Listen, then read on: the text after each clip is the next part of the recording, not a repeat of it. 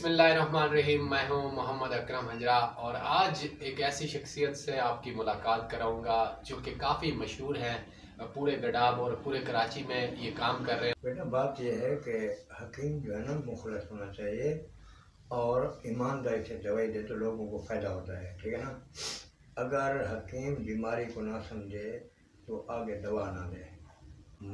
मसला ये है कि जो अंग्रेज़ी डॉक्टर की सनत है या होम्योपैथी की, वो कुछ चीज़ें नहीं जानते बेचारे। डिग्री तो होती है लेकिन अंश तनाजुल के बारे उसको पता नहीं है कि ये क्यों ख़राब होता है और उसका तेल कैसे बनाना है।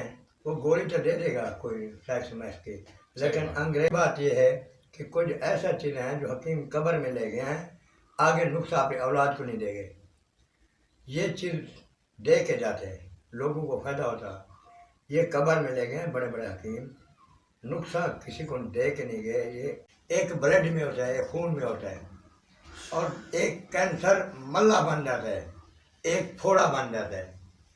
शुगर भी कई किस्म है, फालिज कई किस्म है। एक फालिज होता है अधरंग जो साइड मारते हैं, एक होता है मोर का, वो नीचे का हिस्सा मार देता है। करती है कम जोर से नहीं फुल मारा है जो चलने फिरने के लिए, उसको नहीं हो सकता।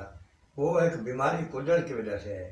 अच्छा, हाँ, वो अचानक होती है। इसकी कोई अलामत? आप कराची में कितने अरसे से हैं और ये शौक कैसे पड़ा? जियाउल-हक का टाइम वहाँ से मैंने आके हिकमत किया, अल्लाह का शुक्र है।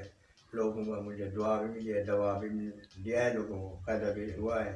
अच्छा, इंशाल्लाह लोगों के जिस औरतों को 8-8 साल शादी हो गई थी, बच्चे नहीं हो रहे, काफ़ी लोगों का इधर इलाज किया, अल्लाह ने उसको बच्चे दिए हैं। बेटी बेटा अल्लाह का काम है, वो अल्लाह देने वाला है, लेकिन उसका इलाज मैंने किया है। सही। किसी गोट में भी किया है, बीमार में भी किया है। एक मोर का, एक टाइफाइड, एक मलेरिया बुखार जो आम दिनों में होता है, एक होता है जैसे उन डेंगू डॉक्टर ने बना दिया कि डेंगू बुखार हो गया है। यहाँ पर अब्दुल्ला गबोल रोड में बाबा के पास थे और बहुत शुक्रिया, आपने हमें टाइम दिया।